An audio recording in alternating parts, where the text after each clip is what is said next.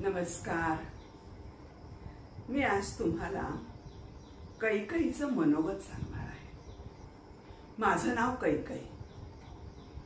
हो, माझं नाव कैकई. तीच ती अयोध्येचा राजा दशरथ ह्याची मी पत्नी. वाटलं ना तुम्हाला वाईट? झालं ना तुमचं तोंड वाकडं? बरोबरच आहे ना. तुमच्या प्राणप्रिय रामाला मी वनवासात पाठवलं होतं. त्यामुळं मी त्या काळातली एक विलन, खलनायिका. अजूनही माझ्याकडं त्याच दृष्टीने सगळेजण पाहतात. अहो, आपल्या मुलीचं नाव कौसल्या ठेवतात, सुमित्रा ठेवतात, जानकीही ठेवतात. जानकी तर तुमची सगळ्यांची प्राणप्रिय. पण आठवतंय का तुम्ही तुमच्या मुलीचं नाव कधी कैकई ठेवलंय म्हणून? अहे, युगानुयुग लोटली या सगळ्या गोष्टीला, पण अजूनही माझ्यावरचा राग काही कोणाचा मावळला नाहीये. कारण कोणी मला समजूनच घेतलं नाही हो. अहो, मी कैकई देशाचा राजा अश्वपती याचीही मुलगी. अतिशय सुंदर होते, रूपवान होते, गुणवान होते. अहो, काय काय येत नव्हतं मला. मला छान सारथ्य करता येत होतं. मला चांगली घोड्यांची पारख करता येत होती. मला राजनीती माहिती होती. मला युद्धनीती माहिती होती. मला थोडाफार आयुर्वेदिक औषधाचा अनुभव सुद्धा होता. त्याचंही ज्ञान मला होतं. इतकी छान लाडाकोडात वाढलेली आपल्या राजाची मी कन्या. एकदा काय होतं माहितीये का? दशरथ राजा आमच्या राज्यामध्ये येतो. आल्यानंतर त्याचा पाहुणचार करणं, त्याचे बडदास्त ठेवणं, ह्याचं काम मोठं अवघड असतं. आणि हे काम माझ्या वडिलांनी माझ्यावर सोपवलं की दशरथ राजाच्या म्हणजे पाहुणचारात कुठेही काही उणीव राहू नये. एवढा मोठा राजा, एवढा पराक्रमी, शूर, वीर आणि मुख्य म्हणजे अजेय. त्याने एकही युद्ध हरलेलं नव्हता. इतका महान पराक्रमी राजा जर आपल्याकडे आला आहे तर त्याचा पाहुणचारही तसाच व्हायला हवा ना. म्हणून माझ्या वडिलांनी माझी नेमणूक केली आणि मीही खूप सुंदर त्याची पाहुणचार केला बरं का. त्याची योग्य अशी बडदास्त ठेवली. कुठेही काही कमी पडू दिलं नाही. पण झालं काय, हाच राजा माझ्याच प्रेमात पडला आणि त्याने माझ्या वडिलांकडे माझ्यासाठी लग्नाची मागणी घातली. खरं तर ही गोष्ट माझ्या वडिलांना अजिबात आवडली नव्हती की आपली एवढी सुंदर तरुण मुलीला एका प्रौढावस्थेकडे झुकलेल्या राजाला, ज्याचे आधीच 2 लग्न झालेली आहेत, अशा राजाला आपली मुलगी द्यायला कोणाला बरं आवडेल? पण नाही म्हणणार कसा? हा राजा खूप शूर आहे, पराक्रमी आहे. आणि जर त्याने आपल्यावर या कारणाने युद्ध लादलं तर? या एकमेव कारणाकरता माझ्या वडिलांनी हो म्हटलं आणि माझं लग्न दशरथ राजाबरोबर लावलं गेलं. आणि त्यावेळेस काय अशी पद्धत नव्हती. मला काही आवडत नाहीये, मला पसंत नाहीये, मी करणार नाही असं सांगण्याची कुठं प्राज्ञाच नव्हती. त्यामुळे मला काही माझा विचार, माझं मन, माझी भावना कोणी विचारातच घेतली नाही आणि माझं लग्न या दशरथ राजाबरोबर लागलं. माझ्या बरोबर फक्त मी एकच अट घातली की जी माझी दासी आहे, जी लहानपणापासून माझी सेवा करते, जिचं माझं चांगलं पटतं, तिला सगळ्या माझ्या गोष्टी माहिती आहे, तिला घेऊन जाण्याचा मात्र हट्ट केला होता आणि तिला घेऊन मी अयोध्या नगरीमध्ये प्रवेश केला. पण खरं सांगू का, मला याचं दुःख नाही हो. दशरथ राजा माझ्यावर खूप प्रेम करत होता. माझी खूप काळजी घेत होता. मला हवं नको ते पाहत होता. सतत माझ्याच भोवती तो पिंगा घालायचा आणि मला ही गोष्ट खूप आवडायची बरं का. त्याला इतर 2 राण्या असून सुद्धा त्याची विशेष मर्जी ती माझ्यावर होती. कुठेही घेऊन जायचं झालं तर तो मला घेऊन जायचा आणि मला त्यात खूप आनंद वाटायचा. एकदा काय होतं, दशरथ राजा एका युद्धावरती जातो आणि युद्धावर गेल्यानंतर तो मला बरोबर घेऊन जातो. खरं त्यावेळेस अशी काही पद्धत नव्हती की युद्धावर जाताना आपल्या पत्नींना घेऊन जायची. पण तरीही त्याने मला नेलं आणि त्या युद्धावर गेल्यानंतर काय झालं, त्या युद्धाच्या व्यूहामध्ये आत शिरल्यानंतर या राजाचा जो सारथी आहे त्याला बाण लागला, सारथी मृत्युमुखी पडला, आपला राजाही दशरथ राजाही बेहोश झाला आणि ते चाक आहे ते जमिनीमध्ये रुतलं. अशी सगळी अवघड परिस्थिती निर्माण झाली होती. पण त्याच वेळीस मला ह्या गोष्टीचं ज्ञान असल्या कारणाने मी पटकन त्या सारथ्याला बाजूला केलं, ते सारथ्य स्वतःच्या हातात घेतलं आणि शिताफीने ते रथ बाहेर काढून त्या युद्धभूमीतून मी सुखरूप असं दशरथ राजाला बाहेर घेऊन गेले. तो बेहोश झाला होता, त्याच्या तोंडावरती पाणी शिंपडलं, त्याला थोडेसे औषधोपचार केले आणि हा राजा शुद्धीवर आला. आणि परत आल्यानंतर तो इतका घाबरला होता की तो युद्धावर परत जायला नकोच म्हणत होता. पण मी त्याच्यामध्ये असं सांगितलं, असं नाही, तुम्ही अजय आहे त्याची आठवण करून दिली, तुमचा त्याच्या पराक्रमाची त्यांना जाणीव करून दिली, त्यांच्यामध्ये आत्मविश्वास निर्माण केला आणि परत त्याला युद्धावर घेऊन गेले.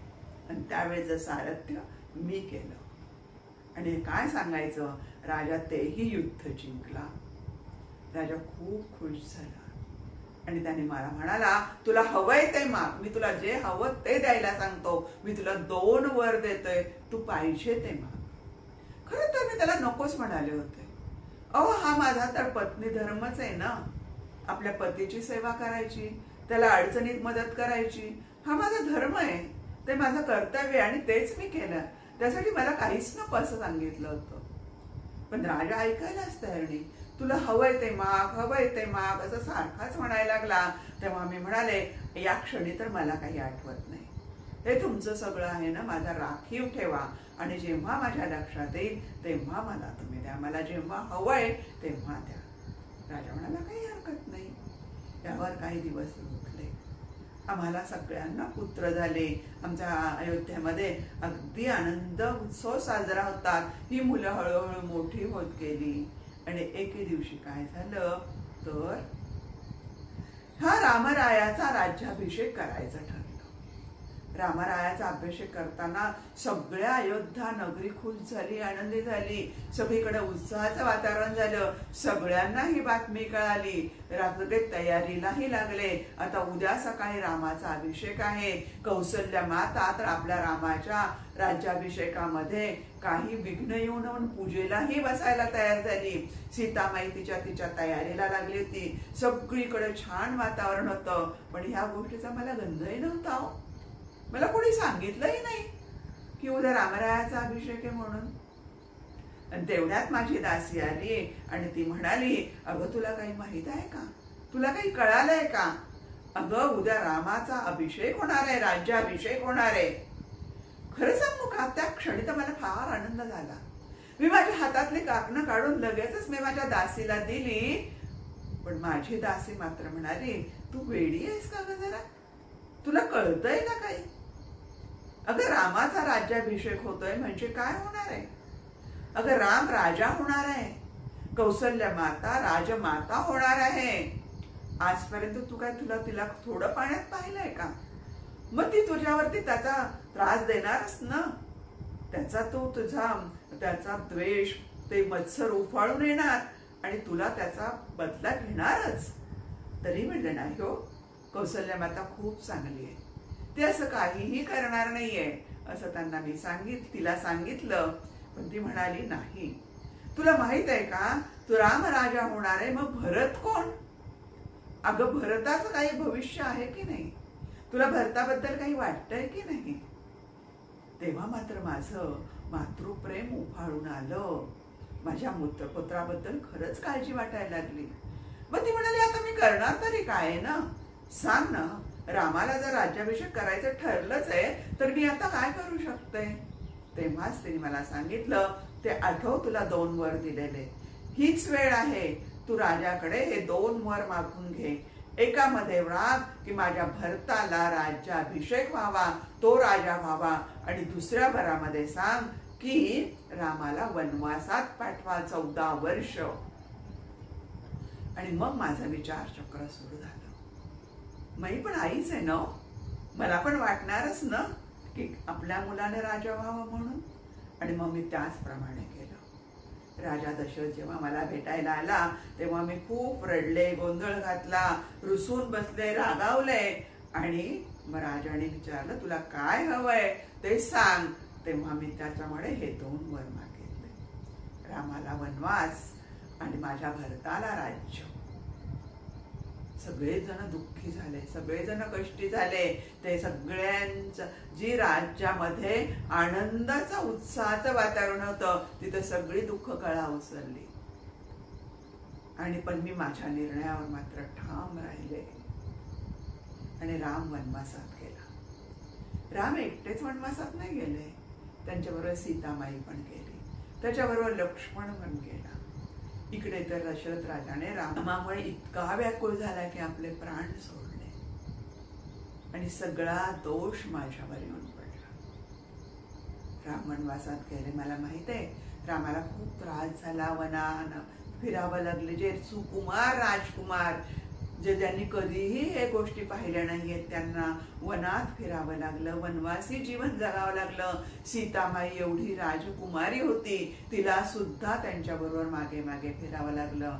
अनेक राक्षसांचा सामना करावा लागला. तर काट्यातून कुट्यातून ऊन वारा पाऊस सगळ्या यातना सहन कराव्या लागल्या. पण जेव्हा राम वनवासात गेला म्हणूनच रावणाचा वध झाला ना. रावणासारखा बलाढ्य राक्षसाचा वध करण्याचं काम हे रामाने केलं. इंद्रजितासारख्याचा सुद्धा वध रामाने केला, हो की नाही.